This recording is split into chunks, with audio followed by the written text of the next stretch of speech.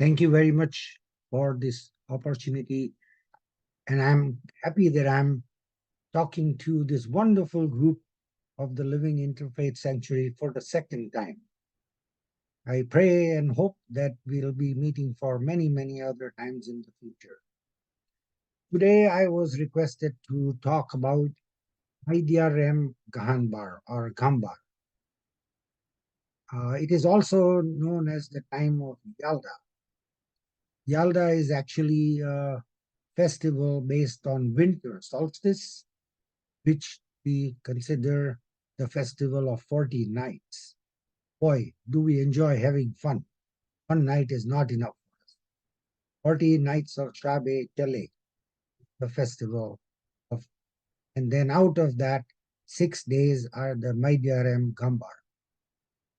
I'll try to explain a little bit about Gambars now. Gambars represent Thanksgiving by respecting and celebrating bounties of nature. In early times, the lifestyle was based on climatic conditions and subsistence living.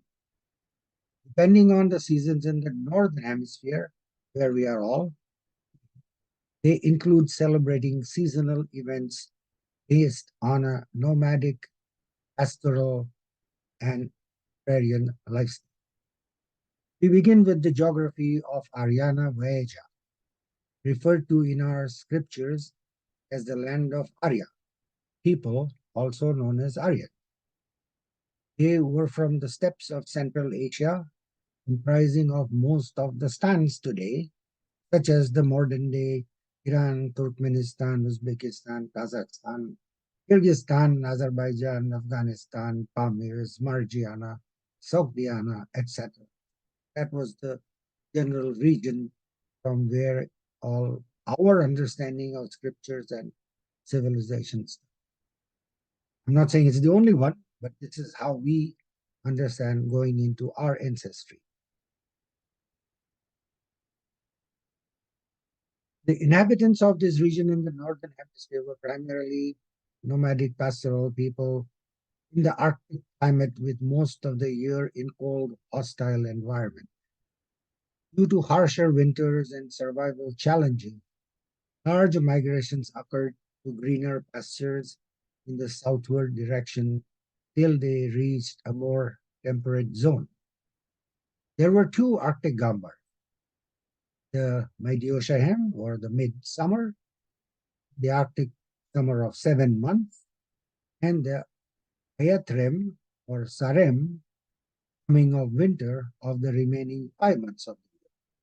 So as we moved south, this seasonal occurrences became more and more demarked. So we could end up today, we celebrate 6 Gambars at different times of the year. Usually any kind of festivity, etc., is earmarked by lots of fruits, food, enjoyment, camaraderie, friendship, fellowship, etc., etc. And the food from that kind of region was the one that survived winter also. So we have the pomegranate, the apple, the dried fruits and nuts and things like that, which are very, very common in our diet today. Shabe means night and Chele means 40. Shabe Yalda, the Yalda night, or Shabe Chale night of 40, marks the night opening the initial 40-day period of the 3 months of winter, from which came the word Chale or Chala, 40 derives. Shabe Chala is a night opening the Big Chala period, that is the night between the last day of autumn and the first day of winter. The term Yalda is borrowed from the Syriac-speaking Nestorian Christians from the 1st to the 3rd centuries after Christ. Many of them settled in the Arsacid and Sassanid satrapies or areas or regions about the 2nd and the 3rd Persian Empire, where they had protection from religious persecution. Western Iranians like the Parthians and Persians, etc., came in contact with them for the celebration of Yalda. In the Syriac language, a Middle Aramaic dialect means birth, which fell 9 months after Annunciation, which was celebrated on the eve of winter solstice. This Syriac term was borrowed into the Persian community or our culture, and gradually Shabe Yalda and Shabe Cheli became synonymous, and the two are used interchangeably. Just like many other cultures and faiths, we are very much into understanding or absorption or acceptance of light, which is more or less illumination part of light, not necessarily other forms of that energy. The sun, as the greatest provider of this light or illumination in nature, does so along with the moon and stars. So essentially, there are many other cultures. In fact, the ancient Hindu Vedic time culture is very similar in that they also have light as important. And because of that, they have the festival of Diwali, which is called the Festival of Lights. This light illumination is connected to knowledge and wisdom. So you know things when there is light, or when there is darkness, you don't know what is going on, and hence darkness is not a desired form of understanding. Though we recognize the day as hours of night and hours of illumination, depending on the geography you live in. This word solstice derives from the words sol, and which is the sun, the main source of which is considered as Sol Invictus, or one that is unconquerable or invincible sun, depicted in one of the early paintings that we.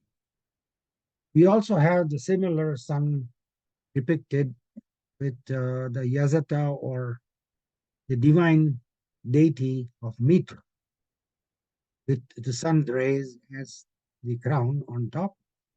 And this is the investiture of the Sassanid Emperor Ardashir, where Ahura Mazda bestows the right to rule over the people wisely.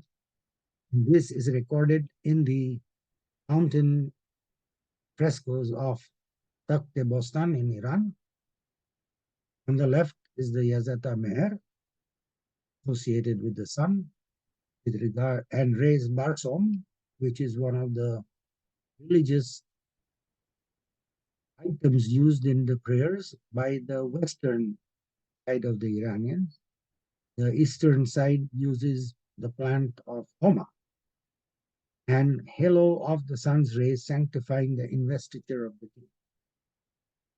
Now, a little bit of the earth sciences. We all know that the earth rotates on its own axis, as well as it rotates around the sun. On its own axis, the issue is the axis is not perfectly vertical, it's kind of slanted or angular. And as a result of this rotation, we get the different seasons, as parts of the earth are nearer or farther away from the sun, which can be seen more or less from this picture. You can see the inclined axis when the earth tends to go around the sun.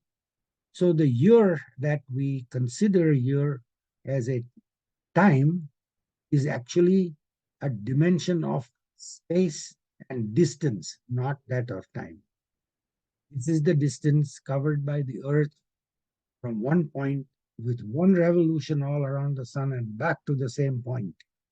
It takes 365 sunrises and sunsets with few additional hours, or 6 hours, making it 365 and a quarter day to come back to the same point.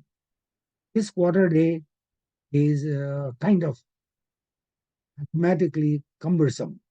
So we wait 4 years, and the 6 hours or a quarter day becomes one whole day. And then we add that as a leap year day to the fourth year, and we come back in line with the point where the Earth is. The Tropic of Cancer, also referred to as a northern tropic, is the most northerly circle of latitude on the Earth at which the sun may appear directly overhead at its culmination. This is one representation of seeing this sun at the equator overhead. The whole idea of the overhead is that if you plant a stick in the ground at the midday, there will be no shadow because the sun is overhead. You can check this out with a flashlight and a pen or a pencil and see what I'm trying to say as the shadow going over. Southern hemisphere counterpart marking the most southerly position at which the sun may appear directly is the Tropic of Capricorn. This symbolization of the tropics with the location of the Earth and coverage of the sunlight is shown in this picture. Extremities of the movement of the sun are up to the Tropic of Cancer, up here, from which the sun never goes further up into the Arctic Circle in the northern hemisphere and up to the Tropic of Capricorn in the southern hemisphere. So you see, we end up having four issues of the relative position of Earth with the sun. So one is at the Tropic of Cancer, where we call it the summer solstice. The Iranian festival is called Tirgan. Then once it comes back to the equator, we have the spring equinox or Nowruz. Or then it first goes down further south and we get the winter solstice. These are all occurrences in the northern hemisphere. And then when it comes back up to the equator, going past that way, further up to north, it's called the autumn equinox, which is celebrated as Mergan.